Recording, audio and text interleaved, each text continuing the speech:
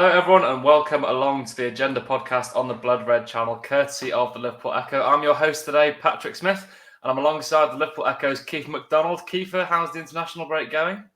Surviving, as I just said to you lads then. I mean, yes, I don't think it's anyone's favourite time of the season, isn't it? But I think with the two games being called off, to the two Premier League games, prior to it, I think it's, made it that bit more tedious. But, just ticking off the days at the minute, I think we're just on the 2 weeks now till Liverpool are back in action. So as long as I can survive till then, I'll be all right. Yeah, it's definitely a tedious period. Make sure you're signed up to all the Blood Red podcasts and the YouTube channel subscribers, of course, all you watchers and listeners. And I'm also joined by my fellow Blood Red producer, Ed Kay. Welcome along, Ed. All right, lads. It's been a bit boring without any football, hasn't it? Literally just counting down the days until 1st of October in Brighton, honestly. Yeah, we are counting down the days. We've got a different topic for you today. We've got contract expiries because there's a few faces that may be showing the Anfield exit in the near future with their Liverpool careers remaining uncertain. So let's work through chronologically. We're going to look at 2023 and then 2024. Let's start with 2023 first. Keifer, I'm going to come to you first as well. The headline of these names is probably Roberto Firmino. His contract's going to expire at the end of this season. He's had a typically inconsistent to quite extreme lengths at the start of the season, but do you think he's shown enough to merit an extension? Probably not. I think this will probably be the last year we'll see probably Firmino at Liverpool. I think it was quite telling that, towards the back end of last year, obviously with Sadio Mane and Mohamed Salah's, contracts at the time expiring at the same time as Firmino's, which obviously would have been next summer. But, there didn't seem to be much talk around, Firmino potentially getting an extension. Obviously, we know he suffered with injuries last year and obviously, didn't play to his best form. But I think, what is he now? I think he's just gone 30, isn't he? So, I think everyone's kind of realised that his best days are probably behind him, which is no slight on him. Obviously, it happens with age. And, we've seen, with the addition of Darwin Núñez now, the kind of direction that Liverpool and Jurgen Klopp maybe want to take this team in.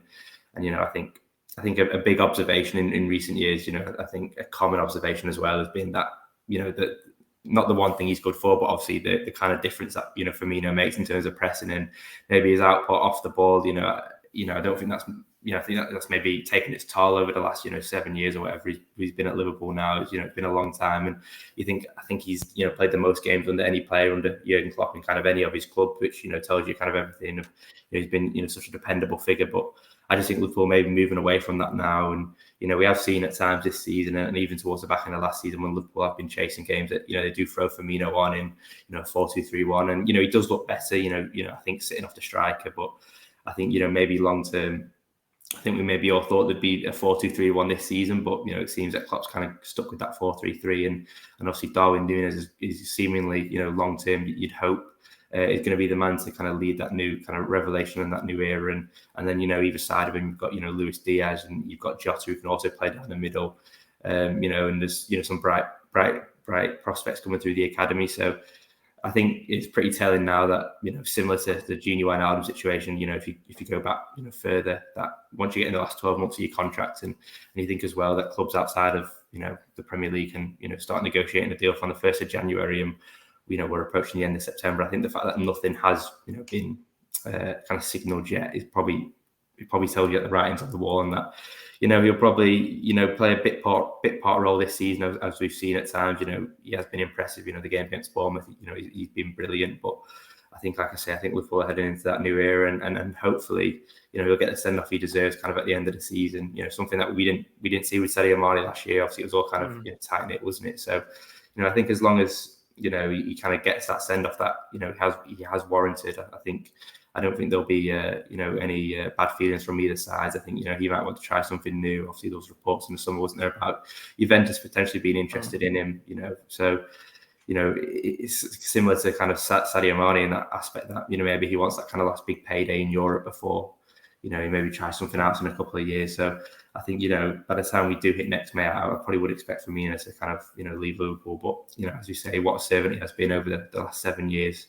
He's been the face of Jurgen Klopp's, trophy lad in years. And it's been such a successful period for the club, one of, if not the best sides that we've ever seen. So, like I say, just certainly no hard feelings with him kind of walking out the door. He can certainly have his head held high.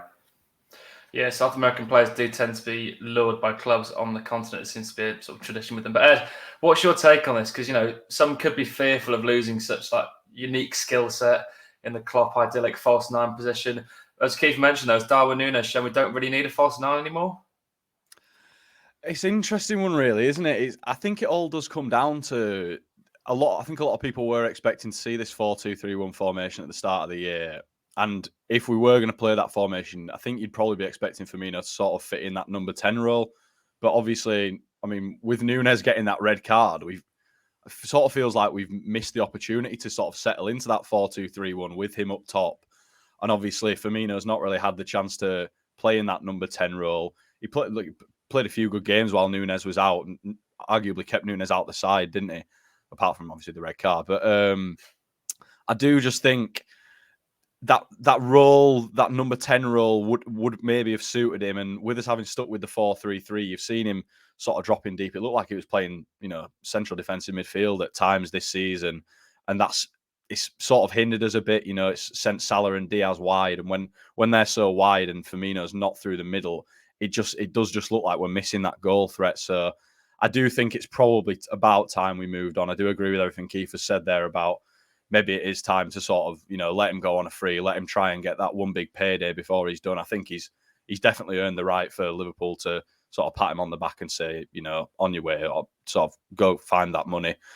But it will be sad to see him go. Obviously, we've seen the breakup of that original front three with Mane having left already. I think it's something we're all going to have to come to terms with. It is going to be happening. Obviously, we've got Salah for a few more years, and I think if you could have picked one of the three to stay beyond this summer and the next, I think it would have been Salah if you'd have asked most people. So, yeah, it'll be sad to see him go, but at the end of the day, he's been an absolutely fantastic servant for the club, and I think he has deserved that sort of chance to go on a free and get that payday somewhere else. Do you think it'd be the right move for his career, Ed? I'm not sure. I think in terms of his career, look, he's never going to find the player he is now. He's never going to find a situation as perfect for him that as these last 7 years I've been at Liverpool. Was it 2015 he joined? He has been the perfect system player. At times, voices from outside might have been criticising him for not getting the goals. He went however long without scoring at Anfield. But anyone who watches Liverpool week in, week out knows how important he has been to that team, to the system. He's been, never been the best player in the team, but has been often, I think, the most important for the way Liverpool play. So in terms of him going elsewhere and finding somewhere that's as good of a fit from as Liverpool, I'm not sure he will, but in terms of his footballing career, I'm not sure that is the right decision. But in terms of family life, him earning that extra bit of money, I do think it is probably the right move for him to go and try and earn that money elsewhere, because he's not going to be getting another bumper contract at Liverpool, really. Yeah, Juve are going to pay Aaron Ramsey $450k a week. Let's see what Firmino can get there potentially. Now, viewers and listeners, get your keyboards at the ready, because it's everyone's favourite topic of the midfield. And there's 3 midfielders with contracts expiring at the end of the season in a somewhat already depleted area of the pitch. We've got 3 players set to expire. Keifer, Naby Keita, discuss. Surprisingly, I think he will get an extension. If I was to put, if I was to bet on it, I think he would. And I don't think that's purely down to maybe on merit, but I think it's purely down to kind of Liverpool and a business aspect. I think obviously everyone knows the outlay that Liverpool initially spent on him in 2017. Now at the time he obviously was the record signing. 50, I think it was 54 million initially. And but I just think from a business point of view, I just think to let him go next summer, I just don't think it makes much sense. Yes, he hasn't kind of hit those heights, but I know he didn't play as much as he would have liked last season, but he was fit. And obviously that comes from not playing and not picking up stupid injuries. But, I think obviously it's a disappointing period at the minute for him because, like you say, it's been such a barren spell in midfield with so many injuries. And if he kind of had that prolonged stay in the team, I think, that could have maybe, helped his case. But I just think if you look at how much Liverpool spent on him, and I think there would be a few suitors in European football. I mean, I think he's only 26, 27. So his peak is technically ahead of him. I think for a player you could easily get at least 20 million for. I think you'd have plenty of suitors for even 25 million, something around that figure. I think to let him go on a free, it just wouldn't make much sense. I mean, even if you tied him down to a contract, in the next couple of months and then departed in a year or, in the summer or whatever. I'm not saying that is going to happen, but just logically, it doesn't mean if he signs a contract in November, it doesn't mean that he's going to be here in, this time next year kind of thing. It's obviously we all know how football works and how kind of ruthless it is as a business. And obviously Liverpool have, I know obviously Michael Edwards obviously not here anymore, but how kind of ruthless they are in the window in terms of incomings and outgoings, in terms of getting the desired fees. And a lot of the time, they do get that money that, people from the outside would look at and think, how have they managed that figure, or how have they kind of, persuaded clubs, whether it be, loaded with add-ons, or it just be, by looking at the market and seeing who's gone elsewhere kind of thing. I mean, you only have to look at Julian Ward and the money he kind of got for Neco Williams this summer, and compared it to Dej Spence, who was at Forest, and obviously Borough, he went to Tottenham, didn't he? So Liverpool are kind of well looking at the market, and they'll know exactly what they think Keita's worth, and obviously that is going to be more than a free,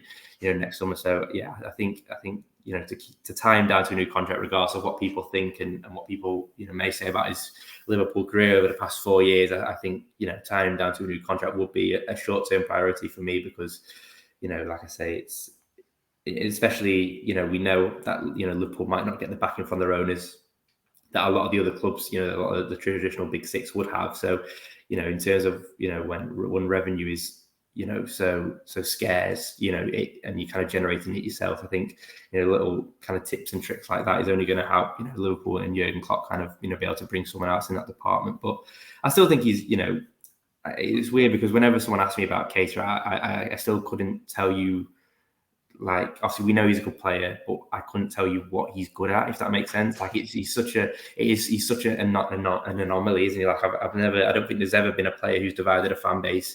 I mean, if you spoke to 100 people, 50 would tell you that he's the best player in the world, and 50 would tell you he's the worst player in the world. There's just no kind of rational opinion on Keita. And obviously we do know he's a good player, and he's got the backing of his manager, and you only have to look at the clubs who were lining up for him after his time in Germany. But I think the reality of the situation is that he's playing in a completely different system to the one that he was at Leipzig, all those years ago. I mean, the settlement from the Premier League, it's the settling in period. You only have to look at Timo Werner and how he struggled. Obviously he was part of that. They had a great relationship at Leipzig, and obviously he's returned now, obviously having not cracked it in the Prem. Whether that be the same for Keita, who knows? But we've seen glimpses of it, and we've seen moments, and they have been few and far between at times. But I think you can only April, for instance, the semi-final against Man City in the FA Cup, it was Thiago, Fabinho, Keita, and they blew arguably the best side in the world. They blew them away within half an hour, didn't they? There were 3 goals to the good. It was everything kind of you expected from Keita, kind of encapsulated into like a 45-minute cameo kind of thing. He was brilliant. His pressing was great, his carrying with the ball was great, his passing was great. But it's just kind of been seeing that on a consistent basis. And I think, obviously when everyone is fit, Liverpool do have a lot of options. And obviously, now with the likes of Harvey Elliott, Fabio Carvalho, and even Curtis Jones, who's another one who's still yet to maybe prove himself. I think obviously Keita, maybe just due to fitness and maybe other reasons of not taking that chance, he just finds himself kind of slipping down the pecking order.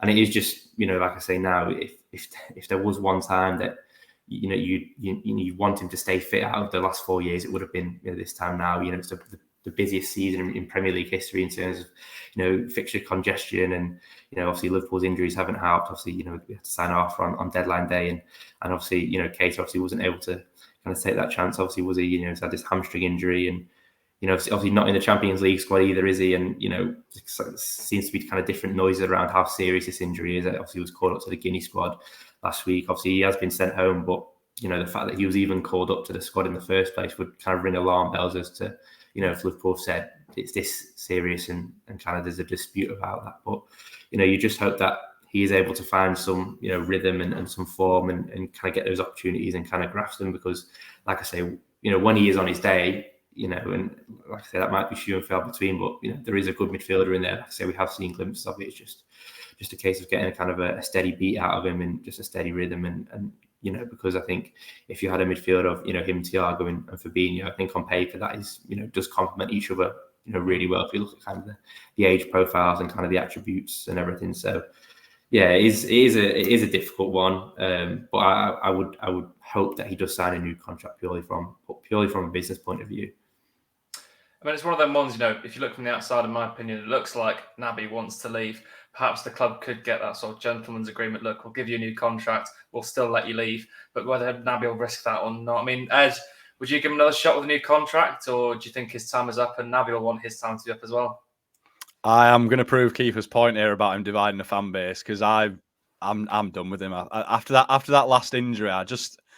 I actually really, in the glimpses we have seen, I really like him as a player, but he's just never fit, is he? It's gotten to the point where but this is all if we can get a replacement in, obviously, but it's gotten to the point where he's not really worth his place in the Premier League squad, is he? Because he's never available. Like, he's got to be one of the least reliable players I can remember us having. And while, like I say, I do like the player, it's just it's not worth having him on the books, paying him the wages if he's going to be available, for 15 games a season. It's looking like. I mean, we've had our fair share of injury-prone players recently, but Joe Matip put together a season, and he looked like the most injury-prone player we'd had before Keita. But even he's managed to put together like a season last season where barely got injured at all. But Naby Keita, he does not seem to be able to put 5 games together.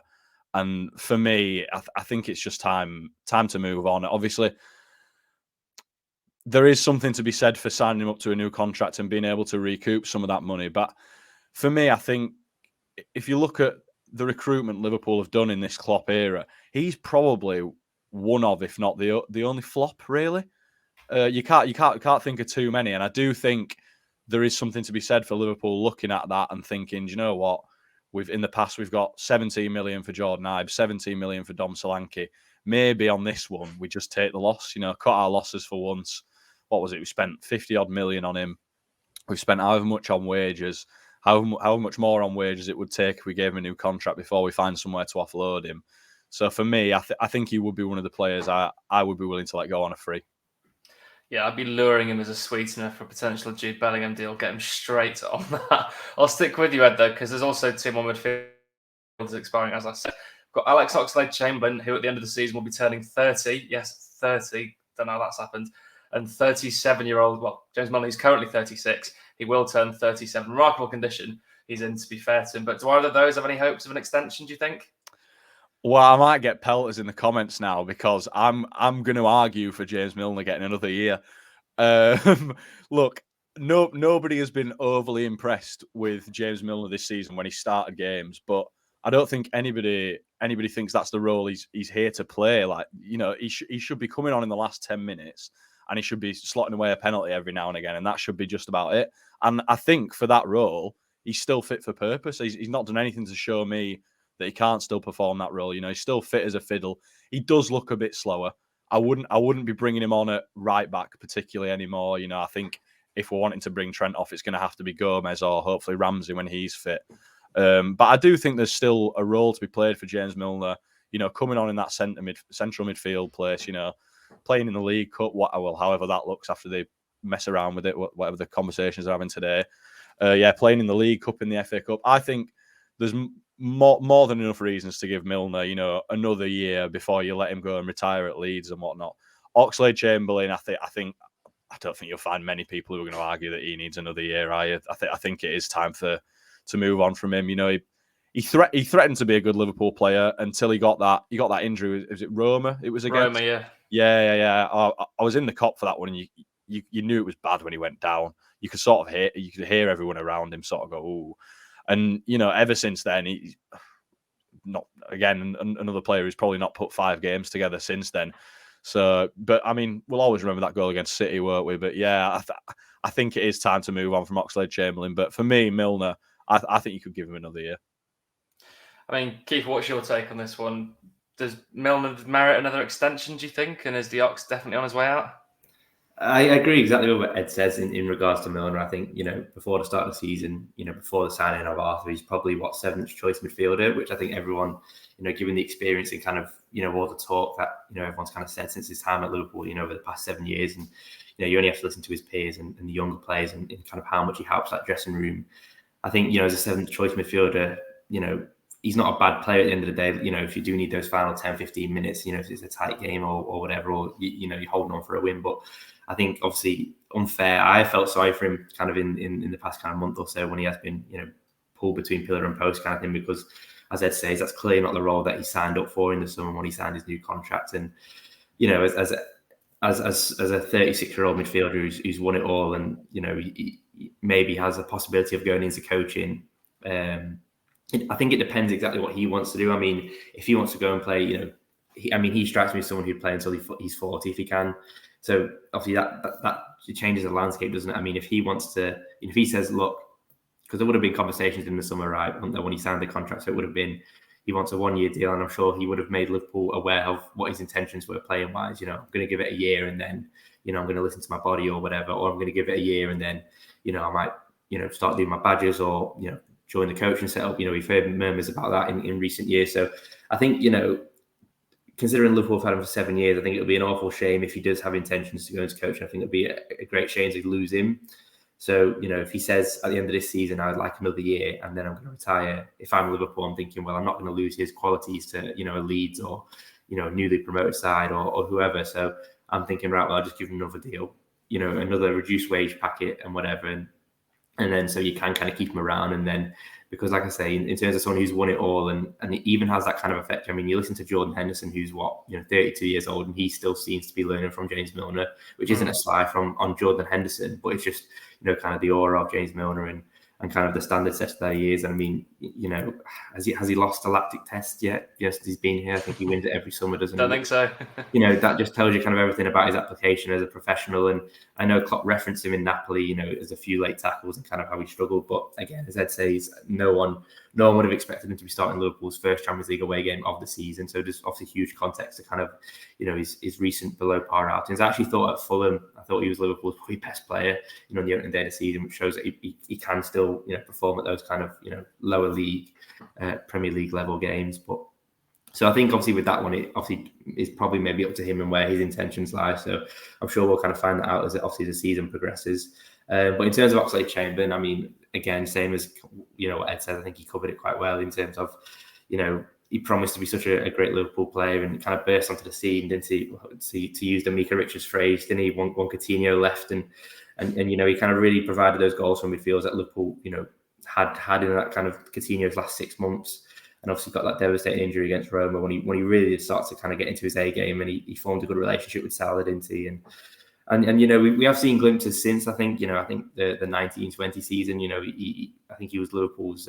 He had the most goal contributions from midfield for Liverpool, and put together a decent run in the side at that time. But again, I think he got a knee injury that pre-season, and then he's just not been able to kick on. I mean, it felt like a do or die season for him. Obviously, with the pre-season just happened, and obviously then he gets that hamstring injury on the pre-season tour, doesn't he, in Thailand, and that kind of, I think that given the extent of that injury, which was rumored to be about 3 months, which has put him out of the Champions League squad, I think that was all but the nail in the coffin. I mean, it would take an almighty effort in the second half of the season, I think, to kind of persuade everyone that he kind of does merit a new contract. And as you said, Patrick, on the intro, he's 30 years old now. I think everyone kind of still has this image of him that he is, a 26-year-old who, can maybe, put together a run of games. But the reality is that he's aged and, not for the better. Obviously, his body's not been able to take that toll, and it just feels like it's setback after setback at the minute. So, I think he's another one. I think he'll have the well wishes of everyone if he, when he potentially departs, next summer. I'm sure it'll be similar to Divock Origi in that kind of sense. Maybe not the cult hero status in years to come, but I think he'll get a kind of a good reception from everyone around Anfield. And I think again, he's another one who you only have to listen to kind of the players and the younger players in terms of the standard that he sets at the Active Training Centre and at Anfield, kind of week in, week out, and kind of the energy and the positivity that he brings to the camp, and people can maybe take the mick out of that and whatever. But I think that is such an important balance that you do need in a side. And he's wise, I think he'd have ambitions to maybe play every single week, and obviously he hasn't done that in recent years. I don't think he'd be one who'd be walking around sulking and kind of bringing the mood down, which again is I think really important and probably goes unnoticed. But yeah, I really can't see, especially given the emergence of Harvey Elliott over the last 2 years, and obviously Fabio Carvalho has joined the club. Obviously, it remains to be seen kind of where he plays long term. But all these kind of feel like they're pushing the likes of Keita and Oxlade-Chamberlain down the pecking order, and then of course you've got a certain English midfielder linked with a move to Anfield next summer, and that you do need to kind of free up bodies in midfield for if he is to come to Liverpool, or if someone else is to come, because we know 2023 is kind of being billed as this big year of kind of midfield redevelopment, and in order to do that, you do need to let some people go, as hard as that may be and as difficult as those decisions may be. But yeah, like I say, I'm sure he'll get a good reception, over the course of the next 7-8 months, and ultimately, if he does, like I say, walk out the door on a free next year, I think he'll have everyone's well wishes. Yeah, exactly. I mean, I feel so bad for OxladeChamberlain. The talent was there. We'll all remember that goal against City, but I don't think his legs have got many more years left in him. I could predict an early retirement on that one. But just on Milner, though, as well, I can imagine him moving into sort of hybrid player-coach role. I think that was what he's meant to be doing this season, but he was just sort of thrown in due to injuries, and his form kept him in the side. But he's not only important as that character in the dressing room. I think the physical standards he sets, winning the lactate test, he's in incredible condition for a 36-year-old turning 37, That benchmark is what you need in the Jurgen Klopp side, that the identity of the midfield is meant to be physicality, pace, pressing. And I think Milner exemplifies that. But also at the end of the season, we've got Adrian expiring, so it's likely he'll leave probably. I mean, we thought he would last season, but he signed a 1-year extension. Who knows what happened with him? And of course, Artur could return to Juve. So we won't worry about those two for now. But let's move swiftly on to 2024. It's something that seems quite far away, but will probably approach sooner than we think. Ed, let's come to you first. They're both quite big, but let's start with Thiago Alcantara. He'll be turning 33 in 2024. So perhaps the twilight of his career at that stage. But he's someone who's just so classy. He's got that regista style. He could play well on into his 30s, couldn't he? Yeah, I spoke at length about Thiago with Matt the other day, because it was 2 years since he joined the other day, and we did an agenda all on him. But look, I think he's probably, him and the next one we're going to discuss, probably the two that I would nailed on, say, get him signed up for another year now. Because Thiago, you look at his style of play, he's never going to drop off a cliff one season out of nowhere. It's not going to suddenly start playing terribly. He is going to be the sort of player that sort of fades into the sunset, like a Luka Modric or a Toni Kroos. And I think if we can tie him down and have him in our midfield for as long as he wants to be there and as long as Jurgen Klopp wants him there, then I think that's the best thing for everybody involved. I mean, you notice the difference in how we play with or without him. I mean, that Ajax game, anybody who watches that and compares it to the Napoli game before, it's chalk and cheese. Whenever he comes in, it's such a better side, and I really don't think you can't replace him. I mean, if we're getting rid of a Naby Keita and an OxladeChamberlain, then you can bring in sort of younger players who might be able to play a role, but there's nobody out there that you can bring in that's going to be able to do what Thiago does. I mean, I can't think of a player in world football who is as good at what he does, and let alone one Liverpool could tempt. But it just bothers me that we didn't get him earlier. If I'm being completely honest, I wish we had a 26-year-old Thiago in our midfield. But having said that, I'd still be signing him up for years to come. And I think that one's a no-brainer for everyone at Liverpool, to be honest. Keifer, I presume it's safe to say you're similar line. If it was up to me, I'd give him a 20-year contract. I'd happily watch him ping it about in his 50s for Liverpool.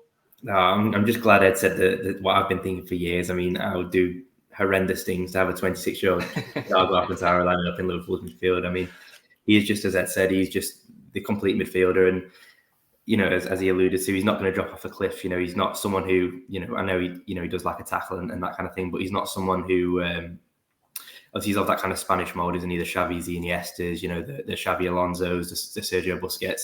He's not someone who demands too much from his body. I mean, that's ironic, isn't it, given that he, does suffer those injuries. But I think the fact that he's able to still be at the top level after, 10, 12 years, and he has suffered, a huge amount of injuries, you'd say.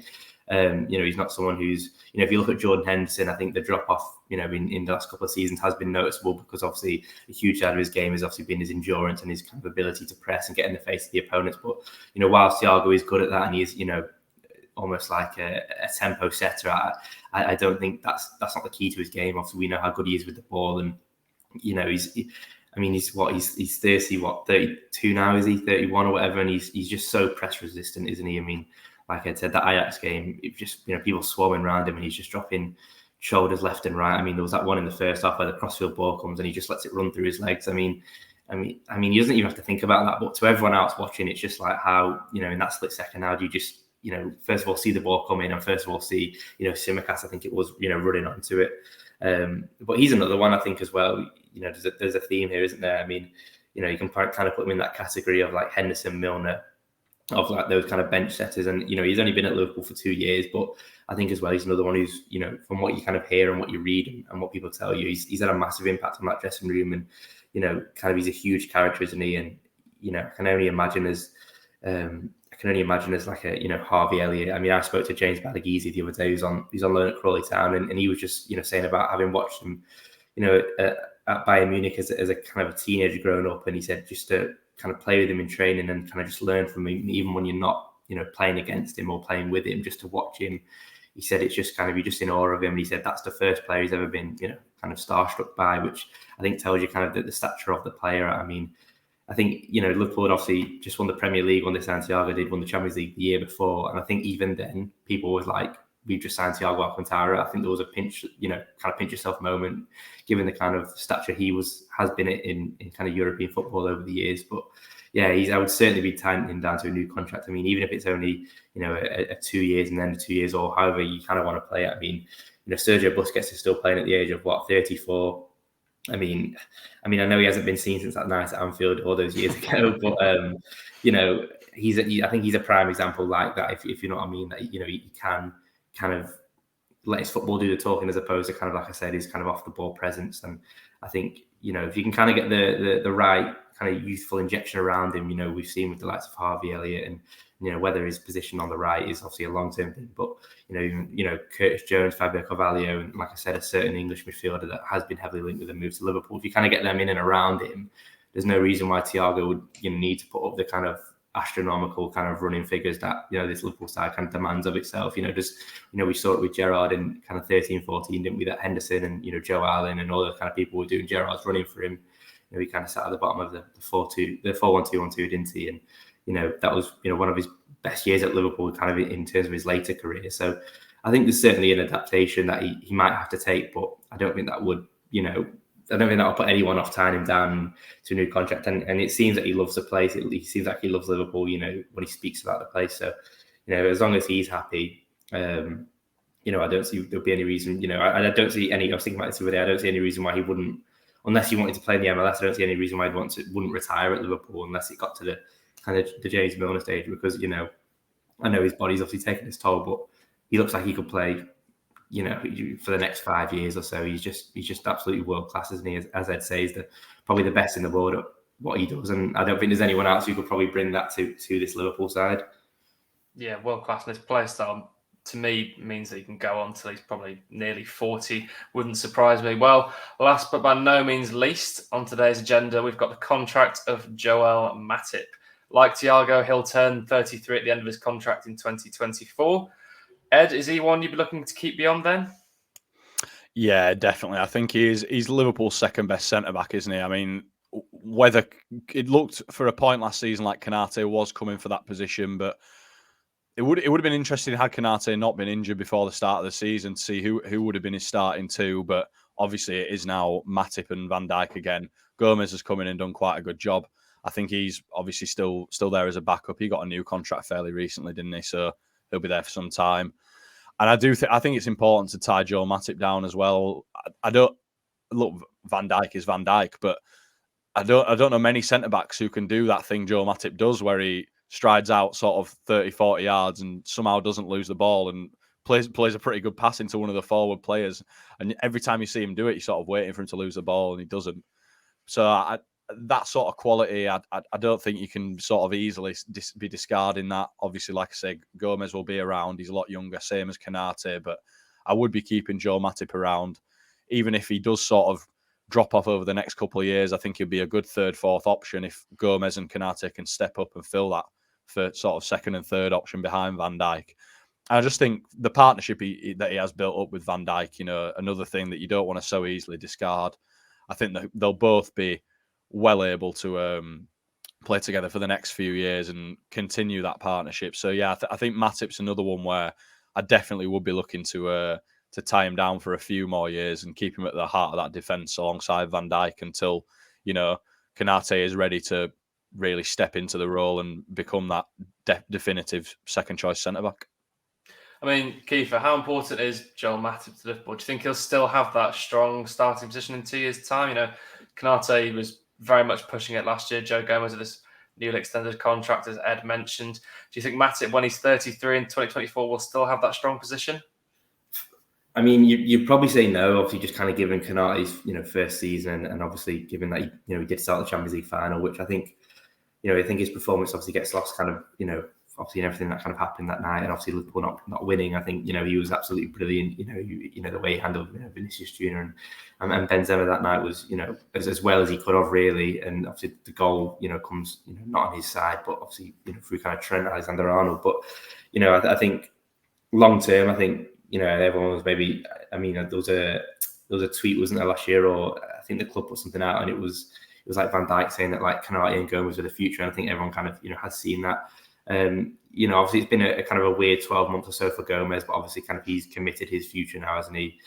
There were some tentative links with him moving away, but I think long term you'd probably say obviously Gomez and Konaté would probably be the two, but again Van Dijk's one of those, considering he's had that that knee injury 2 years ago. Obviously came back last year and played all those games, I think far more than anyone would have imagined. He's another one who shows no signs of slowing down, so obviously again it's still that one position which is up for grabs. But I think if you have a pool of Matip, Gomez and Konaté, again you've got three very different centre backs there.